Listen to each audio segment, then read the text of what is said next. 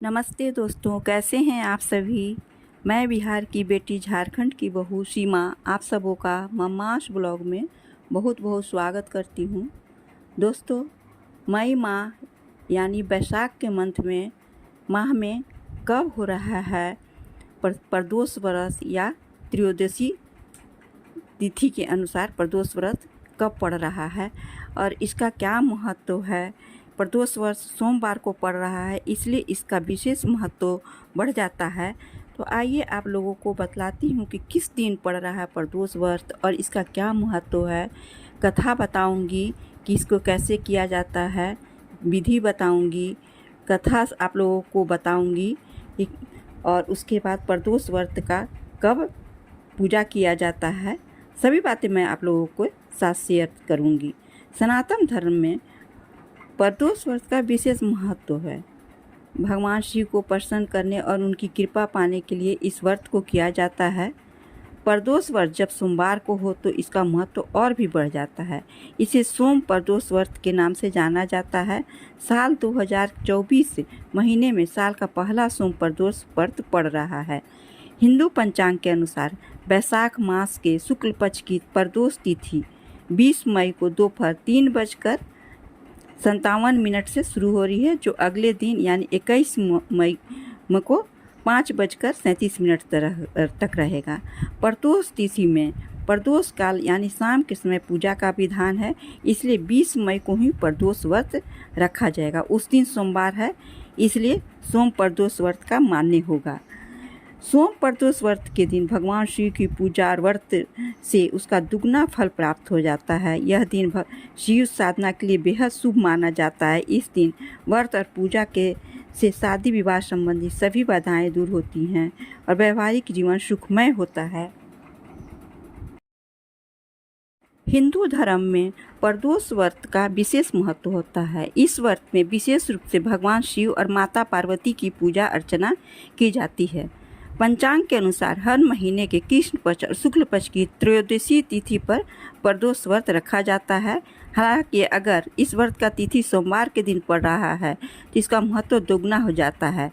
प्रदोष व्रत रखने से भगवान शिव और माता पार्वती का आशीर्वाद सदैव अपने भक्तों पर बना रहता है। इतना ही नहीं, इससे व्यक्ति के जीवन में चल रहे दुखों का नाश होता है। ऐसे में जान लेते हैं कि मई महीने में प्रदोष व्रत किस दिन पड़ रहा है। तो प्रदोष व्रत इस बार 20 मई को पड़ रहा है और इसकी तिथि है 20 मई को दोपहर 3:57 से शुरू है, जो अगले दिन यानी 21 मई को शाम को 5:37 तक रहेगा। प्रदोष व्रत में पूजा शाम को ही किया जाता है, इसलिए पूजा का प्रदोष व्रत 20 मई को ही रखा जाएगा, जिस दिन सोमवार पड़ रहा है।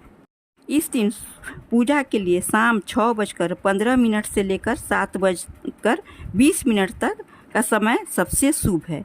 इसके अलावा मध्याह्न काल यानी अभिजीत मुहूर्त में भी आप भगवान शिव की पूजा कर सकते हैं। ऐसे करें प्रदोष व्रत के दिन पूजा। इस दिन सुबह स्नान के बाद चौकी पर लाल कपड़ा बिछाकर गंगा जल से उस स्थान का शुद्धिकरण करना चाहिए। इसके बाद शिव परिवार की तस्वीर रखकर उन्हें सफ़ेद फूल और बेलपत्र अर्पित करना चाहिए। इसके बाद सफ़ेद पेड़ा और पेड़े का भोग लगाकर उनके सामने घी का दीपक जलाना चाहिए। ये हो गया सुबह की पूजा विधि। शाम को फिर यदि आपके घर में शिव मंदिर है तो शिवलिंग पर जाकर आप शाम के समय ही इस पूजा का विशेष विधान हमारे स्कंद पुराण में बताया गया है। पूजा के बाद शाम के समय पूजा के शुभ मुहूर्त से पहले स्नान करने के बाद साफ व पीले रंग के कपड़े पहने। फिर भगवान शिव और माता पार्वती समेत उनके पूरे परिवार अन्य देवी देवताओं की विधिवत पूजा करें। इसके बाद संध्या के समय घर के मंदिर में गोधूली बेला में दीपक जलाएं।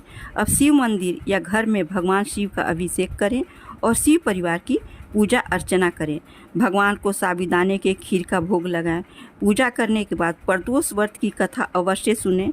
इसके बाद घी के दीपक से भगवान शिव की आरती करें।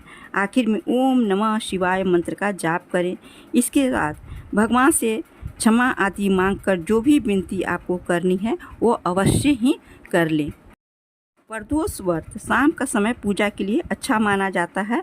मान्यता है कि इस समय भगवान शिव कैलाश पर्वत पर नृत्य करते हैं। इस दिन सभी शिव मंदिरों में शाम के समय प्रदोष मंत्र का जाप किया जाता है। किसी भी प्रदोष व्रत में भगवान शिव की पूजा शाम के समय सूर्यास्त से 45 मिनट पूर्व और सूर्यास्त के 15 मिनट बाद तक की जाती है। इसकी पूजा की विशेष नियम यही है कि शाम के समय सूर्यास्त से 45 मिनट पूर्व और सूर्यास्त के 45 मिनट बाद तक की जाती है। इस बात का आप अवश्य ध्यान रखें।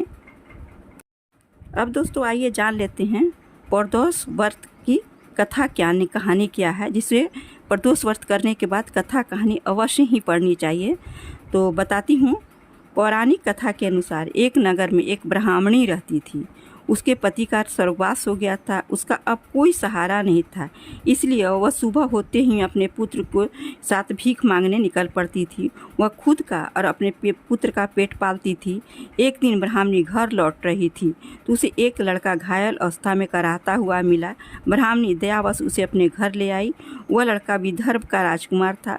शत्रु सैनिकों ने उसके राज्य पर आक्रमण कर उसके पिता को बंदी बना लिया था और राज्य पर नियंत्रण कर लिया था, इसलिए वह मारा फिर रहा था।